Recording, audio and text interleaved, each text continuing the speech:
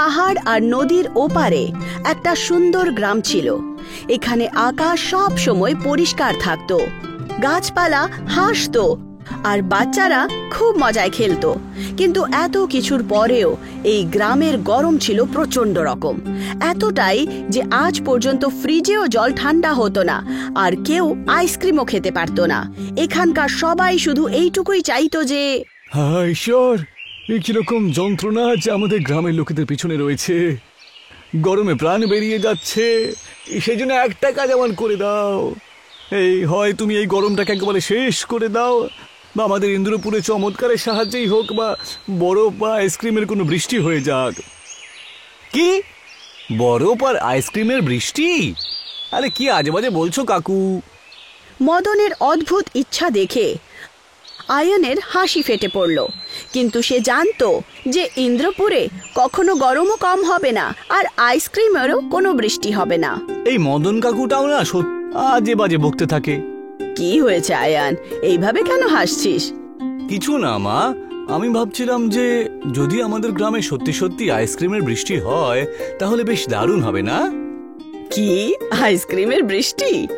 হ্যাঁ, খুব মজা হবে।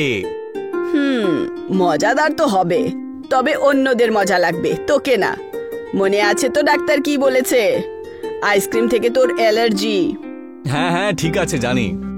এরকম অদ্ভুত জিনিস তো আমাদের সাথেই হয়, কিন্তু আমার সাথেই কেন হয় না? অন্তত একবারই ঠিক আইসক্রিম খেতেই হবে। হে ঈশ্বর, দয়া করে আমাদের গ্রামে আইসক্রিমের বৃষ্টি করিয়ে দাও না, এমন এক ধরনের আইসক্রিম যেটা আমি খেতে পারবো। আর এইরকমই প্রার্থনা করতে করতে সে ঘুমিয়ে পড়ে। তক্ষুনি সেই রাতে গ্রামের কাছের জঙ্গলে একটা বিশাল তারা খসে পড়ে। ইন্দ্রপুরের মাটিতে পড়ার সঙ্গেই সেটা গলে যায়, কিন্তু চমৎকার হয়ে যায়।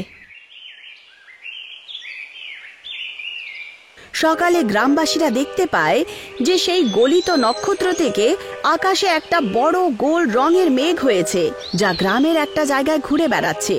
দেখতে অবিকল আইসক্রিমের মতো, নীল, গোলাপি ও হালকা হলুদ। আরে কি, এই তো অদ্ভুত কাণ্ড দেখছি। আমি কালকে ঈশ্বরের কাছে প্রার্থনা করেছিলাম যে ইন্দ্রপুরে আইসক্রিমের যেন বৃষ্টি হয়, আর আজকে ভগবান সেটা পূর্ণও করে দিলেন। এ তো দারুণ ব্যাপার। সত্যি আমার কথার দাম আছে দেখছি, আমি যা বলি তাই হয়ে যায়। মেঘকে এইভাবে দেখে মদন প্রশংসা করা শুরু করে। তক্ষুনি হঠাৎ করে মেঘ থেকে ঠান্ডা চকলেট আইসক্রিমের ফোঁটা পড়তে শুরু করে। আরে এসব কি? এখন বৃষ্টিও হতে শুরু করে দিয়েছে। এই চলো চলো গ্রামের, আরে এখানে দাঁড়িয়ে থেকো না, এই ঠান্ডা আইসক্রিমের একটু মজা তো নাও। মদনের কথা অনুযায়ী সমস্ত গ্রামবাসীরা সেই মেঘের নিচে দৌড়ে চলে যায় আর চকলেটের বৃষ্টিতে ভিজতে শুরু করে। বাচ্চারা খুব খুশি, বড় বুড়োরাও বালতি, কলিশ আর ছাতা নিয়ে দৌড়তে শুরু করে। তক্ষুনি পাশ থেকে যাওয়া আয়ান তাদের দেখে নেয়। আরে এই শব্দটা কোত্থেকে এলো? আরে আরে আরে, এটা আবার কি? আইসক্রিমের মেঘ, আর সবাই ওর বৃষ্টিতে ভিজছে। এটা কি করে হতে পারে? আমার গিয়ে দেখা উচিত একবার। আইসক্রিমের জন্য আয়ান সেই মেঘের দিকে যাচ্ছিলই, তক্ষুনি তার মায়ের কথা মনে পড়ে, যার হিসেবে আয়ান আইসক্রিম খেতে পারবেই না। থাক আয়ান, এইসব তোর জন্য নয়, এখান থেকে চলে যাওয়াটাই ঠিক হবে। আর আয়ান সেখান থেকে বিরক্ত হয়ে চলে যায়। কিন্তু আইসক্রিমের বৃষ্টির কারণে গ্রামে শুরু হয় উৎসব। প্রতিদিন ইন্দ্রপুরে রঙিন আর সুস্বাদু বৃষ্টি হতো, কখনো স্ট্রবেরি, কখনো পিস্তা, কখনো আম। সাধারণত লোকেরা নাম দেয় জাদুই আইসক্রিমের বৃষ্টি। আর এখন মানুষ এতে শুধু দৌড়তো না, বরং এতে পয়সা উপার্জন করত। আরে মায়া, শোনো একবার, আমি ওই টিনের বালতিটা নিয়ে ওই মেঘের ওখানে যাচ্ছি। যখন ফিরবো তখন অনেক আইসক্রিম নিয়ে আসবো গো। তারপর এই জাদুর আইসক্রিম নামে বিক্রি করা শুরু করে দেবো, বুঝেছো? আর অনেক পয়সা রোজগার করবো গিয়ে।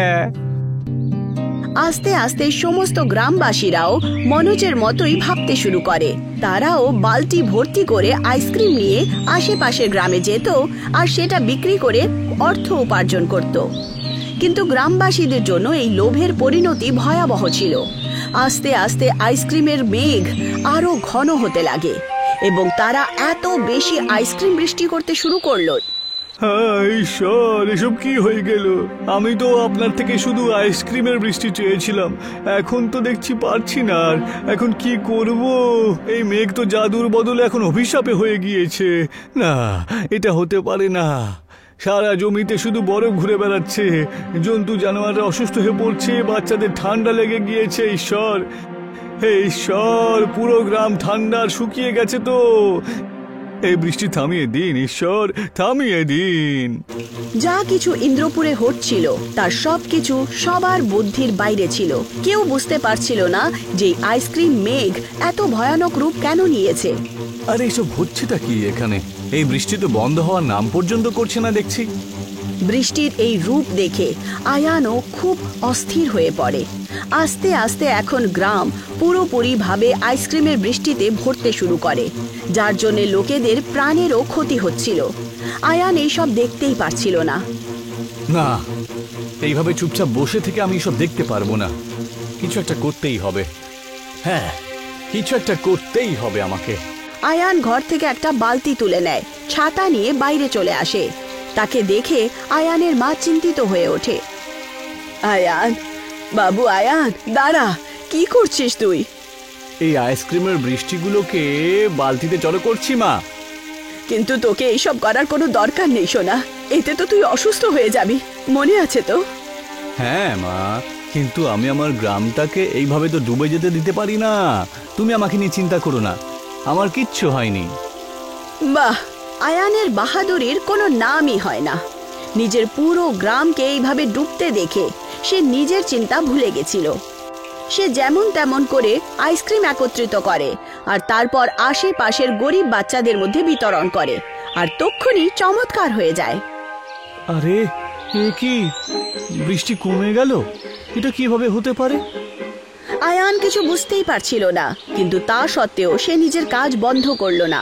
এখন সে প্রতিদিন আইসক্রিম সংগ্রহ করত আর নিকটবর্তী গ্রামের অভাবী শিশুদের মধ্যে বিতরণ করত। বৃষ্টি কমতে থাকলো। এবার সে বুঝতে পেরে গেছিল আসল সমস্যাটা কি। আরে এ কি, এই বৃষ্টি আস্তে আস্তে দেখছি থেমে গেল। মনে হচ্ছে আমার জাদুর মুখ আবার নিজের কামাল দেখিয়ে দিয়েছে। তোমার জিহ্বা নয়, এটা আমার ছেলে করেছে। তার মানে? মানে তোমরা খুব স্বার্থী। যখন তোমরা গরমের চোটে পাগল হয়ে গেছিলে, জানি না ভগবানের কাছে কি কি চাইলে, যখন ইচ্ছে পূরণ হলো তখন তোমরা কি করলে? বালতি ভরে ভরে আইসক্রিম বিক্রি করা শুরু করে দিলে আর তার থেকে পয়সা রোজগার করলে। কিন্তু তোমরা সবাই ভুলে গেছো যে এই অলৌকিক ঘটনা তোমার ভালোর জন্য হয়েছিল, পয়সা রোজগারের জন্য নয়। ভাগ করে নেওয়ার পরিবর্তে নিজের স্বার্থের জন্য ব্যবহার করেছো। কিন্তু আমার ছেলে আয়ান নিজের কষ্ট উপেক্ষা করে এই অলৌকিক ঘটনাটি অভাবীদের মধ্যে বিতরণ করেছে। তখনই এই বৃষ্টি থেমেছে। আয়ানের মায়ের কথা শুনে পুরো গ্রামবাসী লজ্জা পেয়ে যায়।